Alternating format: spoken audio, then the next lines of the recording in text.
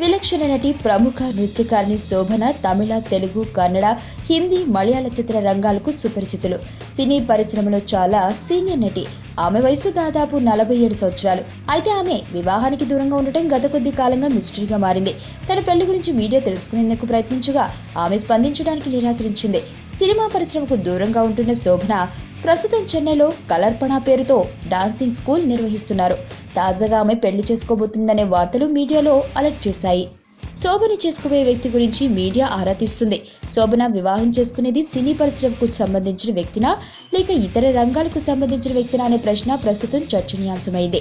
అయితే ఆమె పెళ్లికి సంబంధించిన వివరాలు చాలా గోప్యంగా ఉంచడంపై అనేక సందేహాలు వ్యక్తమవుతున్నాయి. శోభన పెళ్లి చాలా ఆలస్యం కావడానికి ప్రధాన కారణం ఓ మలయాళ నటుడితో ఆమెకు ఉన్న ప్రేమ వ్యవహారమే అనేది అప్పట్లో బలంగా వినిపించింది.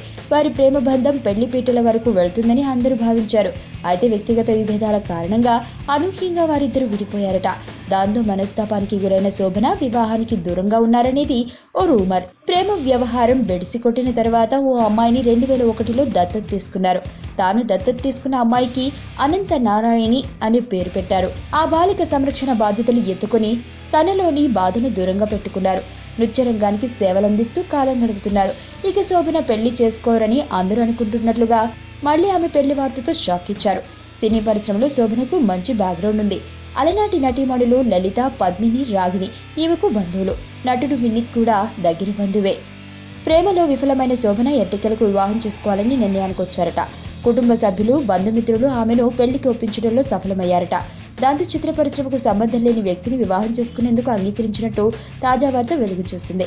అయితే ఈ వార్తను శోభన గాని ఆమె కుటుంబ సభ్యులు గాని అధికారికంగా ప్రకటించలేదు.